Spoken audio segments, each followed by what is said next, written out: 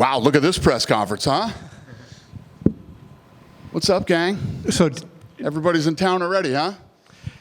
Dana, if we could start, first of all, the guy that you didn't take, you were very adamant. He had a knockout. He finished it in the third round. What was it that you didn't like about I'm not how to say his name, Belgori? No, everything. First of all, he looked like he was in a weight class.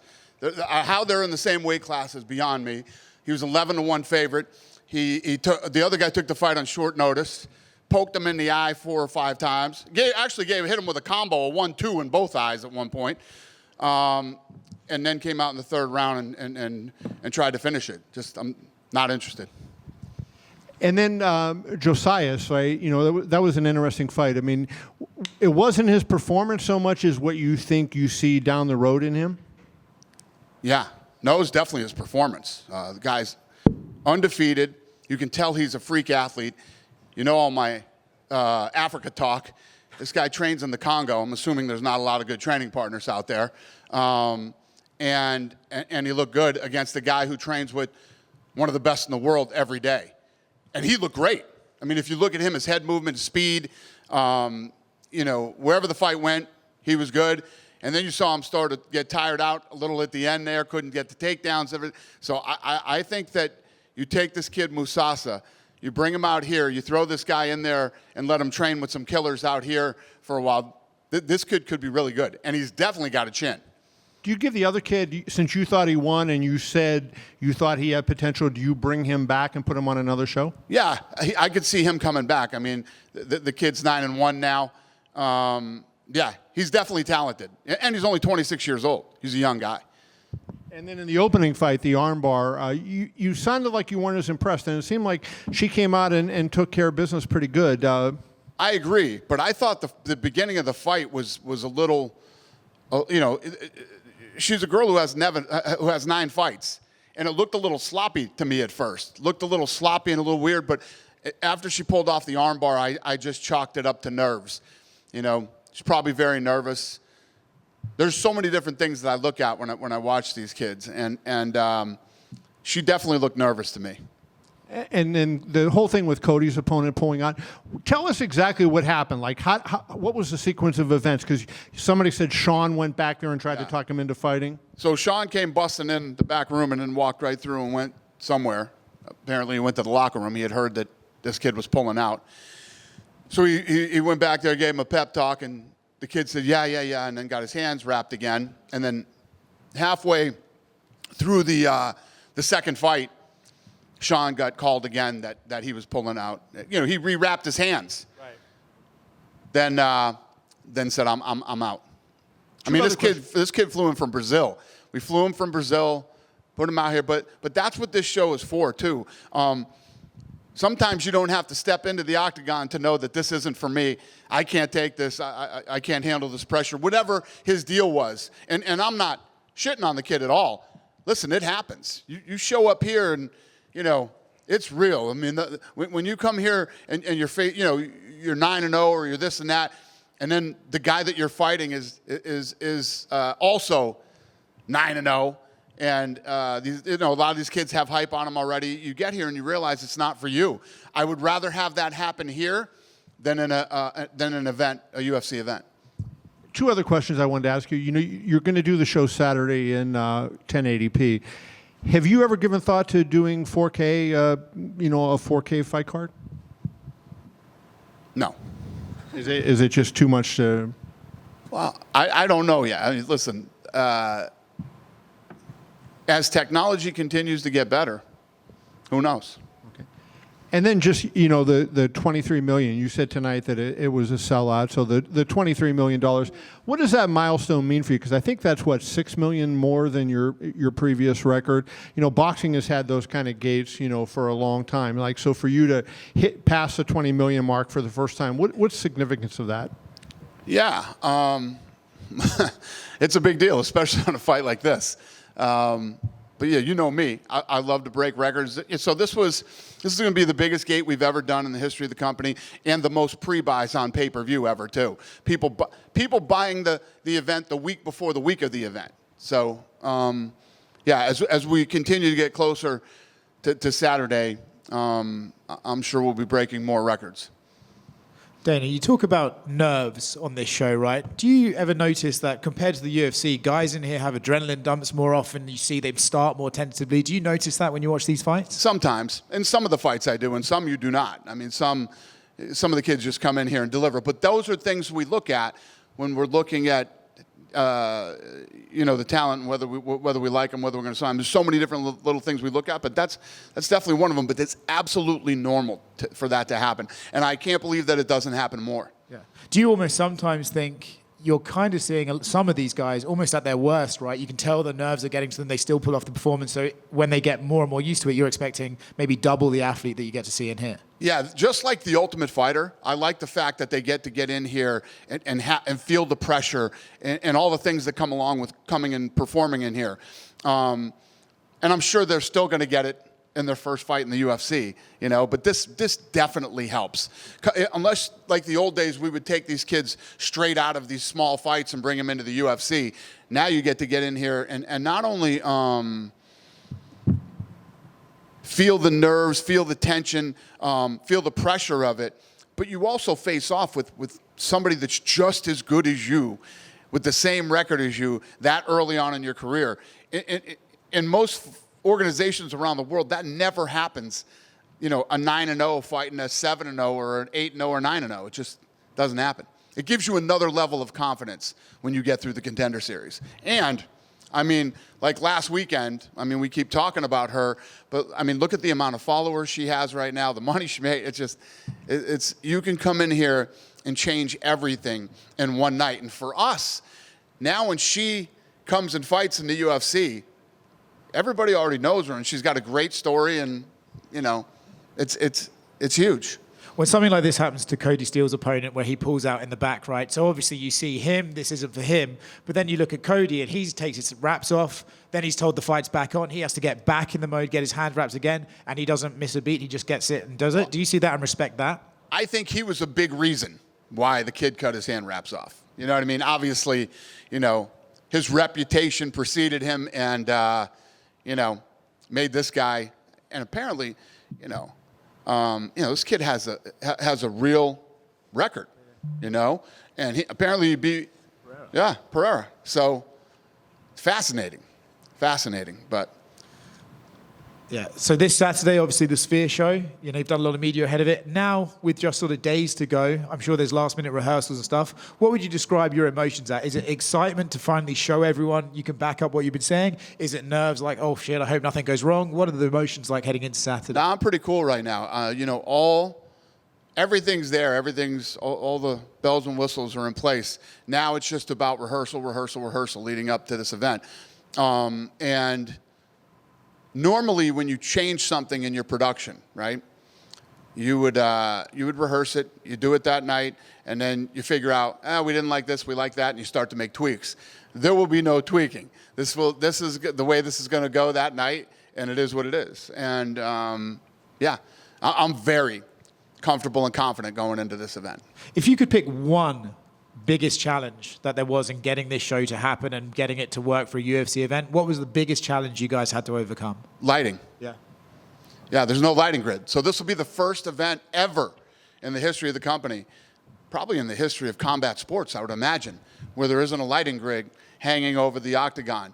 So you have lights, cameras, microphones, different audio, all up in that trussing up there, and that's all gone.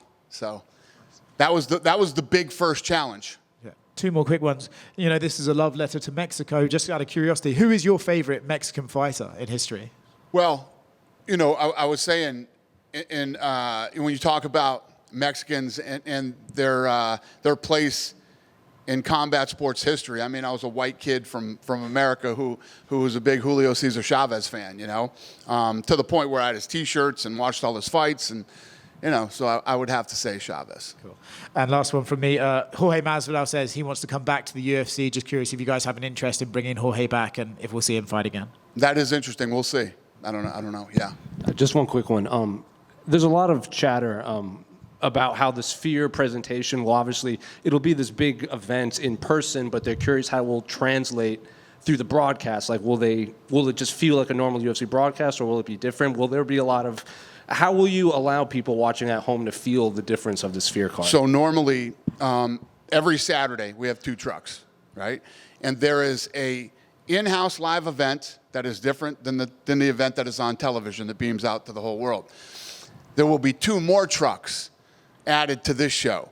And you will have, Glenn Weiss is one of probably the greatest director in Hollywood right now. He does all the award shows. He's done them all. And when we called him and asked him to be a part of this, he said, "You guys are crazy. I'm in." He loves the challenge of this thing. So he will be shooting both of those things at the same time to try to give you the feel that you are inside the Sphere, whether you're watching it at home, in a bar, or wherever. And you said there's going to be like movies playing in between fights, like the history of Mexico. Will fans be able to watch this in person, even if they're not at the Sphere? Like, will they show it like on TV or like on YouTube? Oh yeah. No, this is yeah. There's movie, there's chapters. So each chapter starts before the next fight. So there'll be a show open, right? Then the first movie will run, and it will end at the end of the fight. And then we call them worlds. And the fight will live inside this world. And the world will evolve while the fights are going on, but it'll be very subtle. Clouds will move, fires will burn, birds will fly, or whatever the hell's going on in that world at that time, and it will slowly evolve during the fight. There are also going to be Easter eggs in each one of these films. And we're working it out with legal right now. But what I want to do, if somebody can find all the Easter eggs, they'll give you $25,000. And what else was I going to tell you? Are they UFC Easter eggs, or like what kind? What are we? What are we? UFC what? Are the Easter eggs UFC related, or are they like, what are we looking for? They are related to the show. Yes, they're related to the show. And I forgot. There's something else I was going to tell you. I forgot what the hell I was going to say. So there's 10 fights. Will there be 10 movies? No. Okay. The prelims will be different. This is during the main card. Yeah. So throughout the night, the show will progress throughout the night. When you show the movies on TV, are you going to just show them like, I'm watching the movie, or are you going to show them from inside the Sphere as if you're watching the movie from inside the Sphere? That's up to people that are way more creative than me. That's Weiss. These guys, that's what the stuff that these guys have to figure out. And the big question is, how does this work? When I was at the Sphere watching the U2 show, I said this 100 times, but you realize that the Sphere is the star of the show.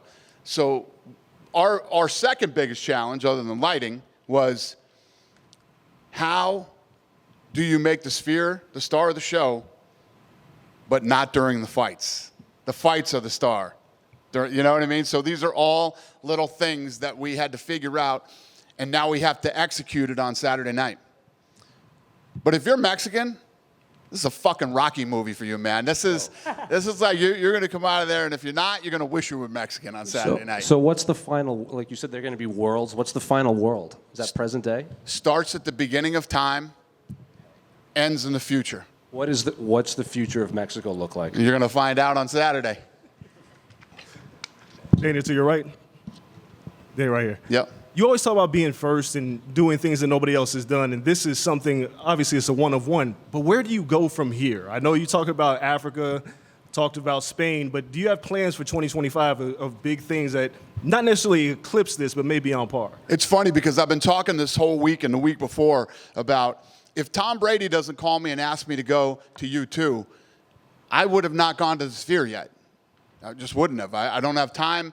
And I just would have never gone to anything. The Eagles are coming after us. I will be at the Eagles. I will be at that concert. But I wouldn't have gone to this event. And then the whole thing that happened with MGM, it's like this was meant to happen. It was meant to happen. And I'm looking at Noche different now. This is going to be a flagpole event for us every year. And then Monday, it's literally as soon as this event is over, Monday we start thinking about what's next year and how do we make it different and how do we make it exciting. Do we do Texas? Do we do Mexico, Arizona? And how do we make it different than it was this year? And then as far as next year, I mean, obviously, I've been talking about Africa and Spain and other places that we haven't been yet, and that's a big focus for next year. Stadium shows, I know you're not big on outdoor things, but stadium shows feels like a next logical step. But I know you're big on fan experience. Is that like the biggest hurdle to deal with a stadium show? What's the question about the fan hurdle? experience? Because the Sphere Yes, is really about 100%. fan experience. Stadium, it feels it's not the same, right? Yeah, I don't like. First of all, when I put on a live event on Saturdays, I want the best in-house experience people can possibly have. And I want the same experience on television. And I just don't understand why I would need to do a stadium for what? I can get more people in there. It doesn't interest me. What interests me is putting on the best live event. If you think about, people always talk about how fast the sport grew. The live event is part of the reason that the sport grew like this, I'm not shitting on boxing, but a few years ago, I took my son to the Fury Wilder fight, right? And if you'd have told me I wouldn't take my son to a boxing match until he was 18 or 19 or however old he was, I'd have said, you're nuts. We literally left that event. I swear to God, my son said, I don't ever want to come to one of these again. It was completely disorganized. It was a shit show from the minute we walked in.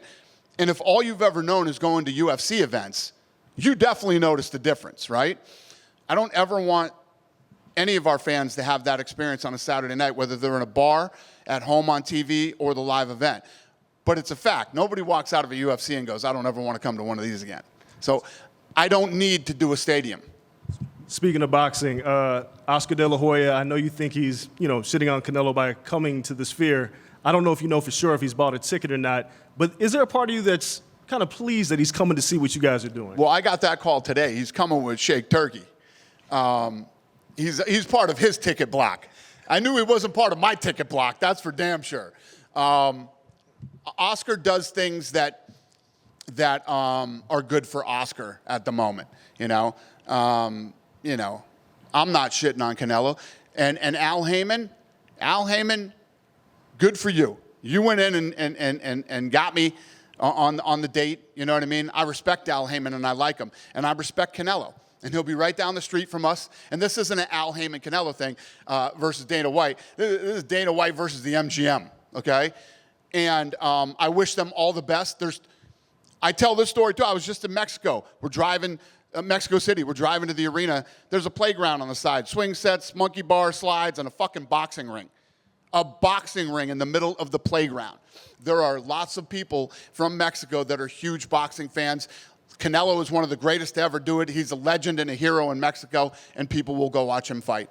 What we're doing down the street is completely different than what they're doing, and ours is sold out in the biggest gate ever, too, so it's good for all of us. Last question for me. From the day that you were at the U2 concert to now, has what you've been able to put together for the Sphere, has it truly exceeded your expectations, or is it what you envisioned? How would you quantify that? It's exactly what I had hoped for. I'm excited about it. I'm proud of it, and I can't wait to play it. And we're going to find out at the end. You don't know until you do it. We've never done it. It's like the budget. You don't know the fucking budget till you do it. And then you find out. And we're going to find out on Saturday. And I look forward to hearing what everybody thought of it. The media, the fans, everybody. So I'm excited about it. I'm in a good place. Dana? Yeah. In the middle. Is Cain Velasquez going to be in attendance on Saturday? Not that I'm aware of, no. And then if Sean O'Malley goes out there and knocks Merab out, is there a chance for him to just leapfrog and become the biggest star in the UFC? Because everybody will be watching this show. It will be viral. Everybody in the world is going to watch this. Is there a chance that he crosses over and becomes that guy? Yeah, listen, he's right there anyway. When you talk about Conor's personality and all the things that make Conor McGregor, right? The one thing that Conor McGregor always did was he delivered on the big fights. When the big fights happened, everybody said he couldn't wrestle. Everybody said he couldn't do this and that. He went out and delivered every single time. And to become a big star like that, I mean, I remember having conversations with Ioli way back in the day when we were doing fights in Chicago and stuff like that with Anderson Silva. And they would keep asking me, what do you got to do to make people care about Anderson Silva? You know what Anderson Silva did to make people care about him? He kept winning. You know what I mean? In this sport, when you have what Sean O'Malley has and you can go out and win the big fights, and O'Malley's a smart kid like Conor too. He gets it. I don't know if you saw him on First Take today, but he gets it. And then finally for me, there's a lot of Bilal Muhammad and Shavkat Rakhmonov have been going back and forth about the fight has been offered. The fight was offered in Utah. The fight was offered for, I think, Madison Square Garden. Has that fight been offered to either of them? Is what? Who? Bilal Muhammad and Shavkat Rakhmonov. Has that fight been offered? Was that fight offered for Utah? Like, I don't even remember. Does it matter? You know what I'm focused on? Saturday. Thank you.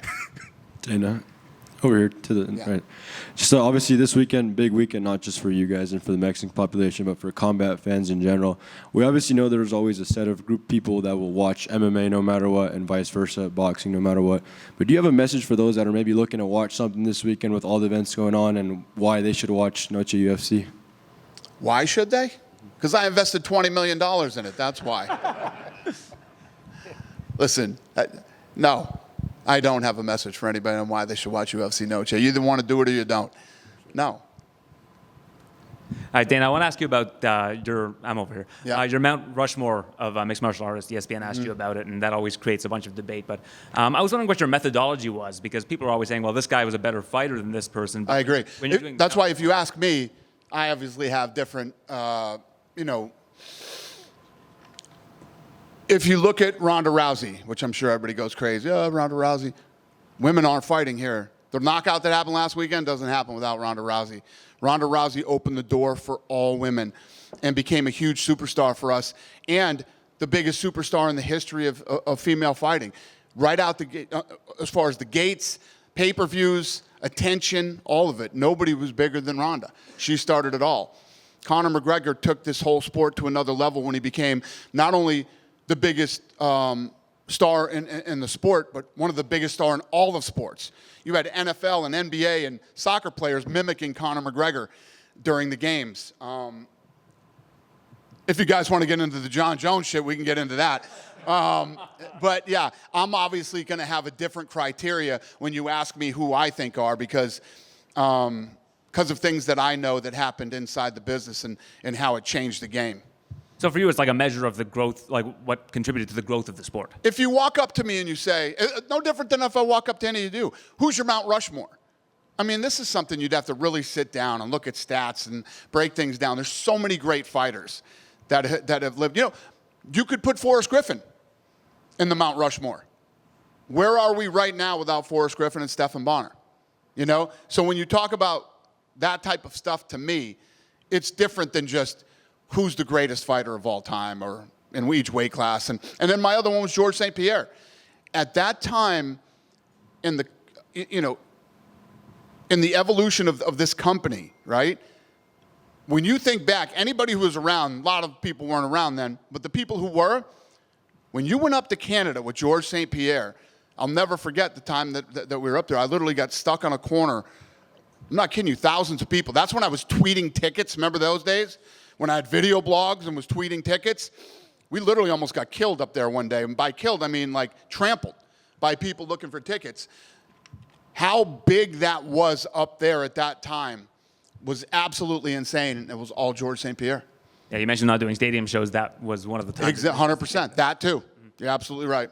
And going back to Jones, I haven't been here with you to spar about John Jones, but I don't really want to spar with you. What I'm wondering about is, I was at John Jones' first fight in Minnesota, and do you feel like the people this sport has grown so much and there's so many new fans, but do you feel like unless you were there in that moment to know that in the span of whatever it was, 16 months, him beating Shogun, Machida, Rashad Evans, like if you didn't understand what those guys were at that time, do you not really get why John Jones is the greatest of all time? Yeah, I think that's definitely a good point. But numbers don't lie, and what this guy has done, and what he's accomplished, and what he's achieved. And like I said, it's not like, John and I have had the best relationship. And, when you talk about guys who helped elevate the company and the sport and everything else, you can't deny that John Jones is the greatest of all time.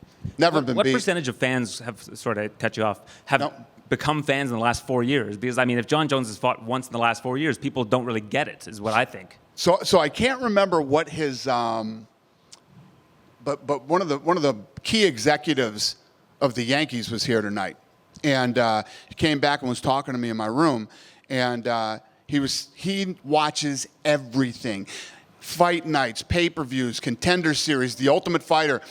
Guess when he became a massive fan and became obsessed with the UFC? I'm guessing during COVID. During COVID. Our fan base grew 69% during COVID. So yes, what you're saying does make sense. And finally, in terms of Saturday at the Sphere, do you think you're going to have a chance to really kind of sit there and enjoy the show and soak it in, or are you going to be really obsessing over production like you often do? Yes, that's what I'm going to be doing. And I'm going to watch this show 52,000 times from tomorrow till Saturday. So, what's going on in the venue will not. And plus, there's not. So normally, you see the red phone. You see me get on the red phone. If I'm on the red phone, I'm not happy about something. I'm telling them that I didn't like this or I don't like that, and I want you to do this. There's no even point in even putting the fucking red phone in there on Saturday. It's just like, what I need to do Saturday is stay the fuck out of everybody's way and let them focus on what they need to do that night, because this is something that is so technically difficult to pull off. Just let it rip. That's it. Hey, Dana.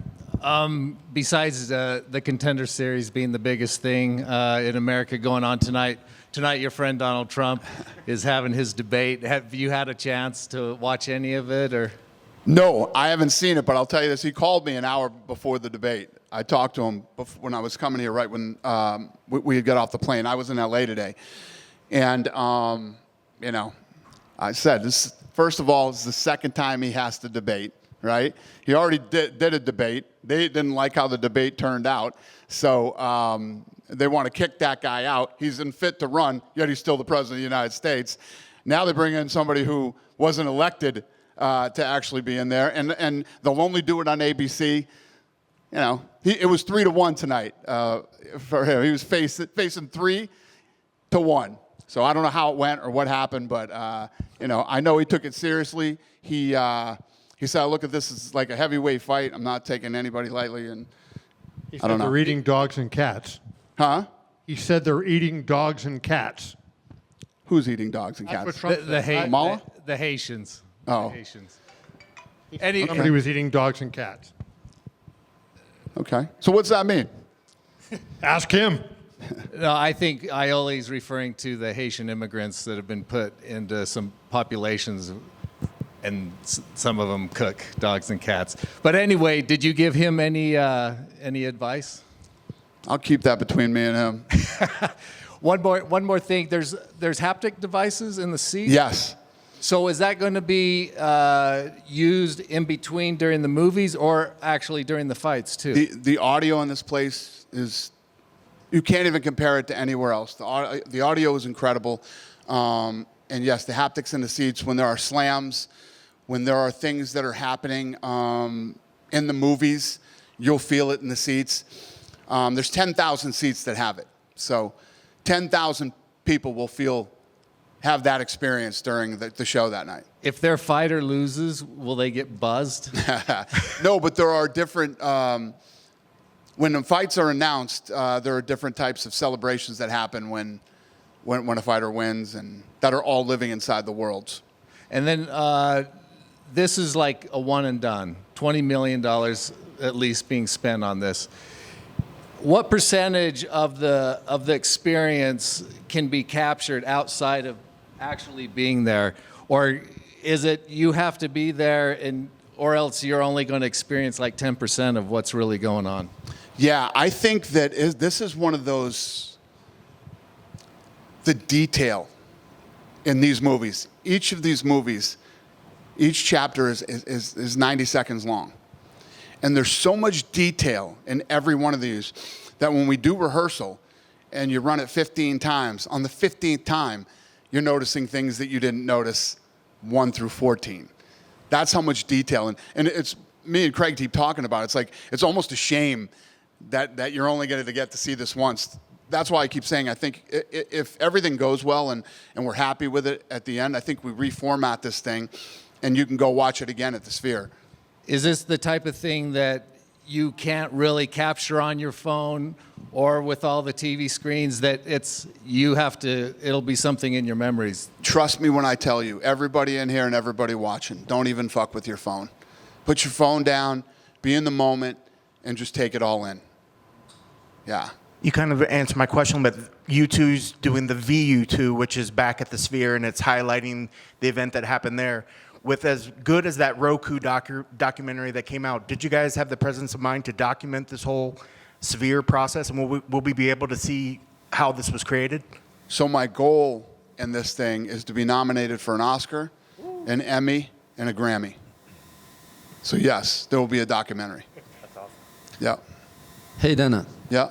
Do you have any news about Charles Oliveira next fight? Do I have any news about what? Charles Oliveira's next fight? No, sir. If it ain't happening on Saturday, don't even fucking ask me about it. That's okay. Hey, Dana, 2 quick things. One, not that it really matters that much, but when Aaron was asking you about your Mount Rushmore, a couple years ago you said Amanda Nunes was on there and not Ronda. And depends on what you're talking about. If you want to ask me who, the greatest of the greats, there's no doubt it's Amanda I was Nunes. just wondering the change from Amanda to Ronda. Well, you called me on that day when I was at ESPN, and I was thinking about, I think there's different ways that you could gauge the Mount Rushmore. And for me personally, that day, I was talking about the business and the sport. And then last question, you had referenced when we talked last week about people saying UFC 300 sucked. I actually did a column saying, does UFC 300 suck? Because so many people were saying that. Now, so many people are saying the Sphere is a flop. It hasn't happened yet. But at UFC 300, you had 11 former champions, and you had a lot of veteran fighters on that card. And so they dealt with the pressure of the big event, and they delivered. On this card, you don't have those kind of veteran fighters. Do you have any concern at all? You always say the fighters deliver, but do you have any concern at all that the moment may be too big for some of the younger fighters that you have on the card that don't have the experience that an Alex Pereira and et cetera had? Right. 25 years, event after event, 100, 200, 300, all the shit talk about 300, and then as soon as it's over, it's great. I don't listen to any of this shit. I said this to Morgan the other day. All the experts and all the experts are in that fucking building next door. Shut the fuck up, sit back, and watch. There you go. Dana. Yes, sir. Following up to what Kevin asked, last year we had Jair Rodriguez and Brandon Moreno headlining UFC 290, was International Fight Week. We have Alexa as a champion. But looking at the showcase of the Mexican talent you have on this card, because there's a lot of young guys like Sel Huber, Torres, Jasmine, Chaires, Lazy Boy. How much time do you think is going to be for you to have some other Mexican headlining a pay-per-view, something like not you want to do yearly? Well, like, to build off what Kevin was just saying and then what you asked, I mean, if you look at these people and you know anything about fighting, you know anything about matchmaking, stylistically, these are unbelievable fights, right? When you take these people that you believe in and that you believe have the potential, and you build an event like this around them, and they go in and they do what they do, everything just gets bigger. You know what I mean? And then, that's the answer. I don't know if that's the answer to your question, but that's the answer I'm giving you. Yeah. All right. Hope that helped. What's another question? Over here to the left. Yeah. You've talked about bringing the Contender series on the road. Have you looked into that at all yet? Not yet. I've been busy. Do you know would that contain more fights? We being the matchmakers, we love that idea. They, being the production people, probably do not. I I don't know. I just said that one day off the cuff. It's interesting. But And, we'll see. We're still traveling around trying to get out there and do all the fight nights in different places. So The Garden in November. Do you plan on having Wei Lee on that fight card? I'm not even talking about anything other than Saturday. All right. Yeah. Good? Thank you. See you Saturday.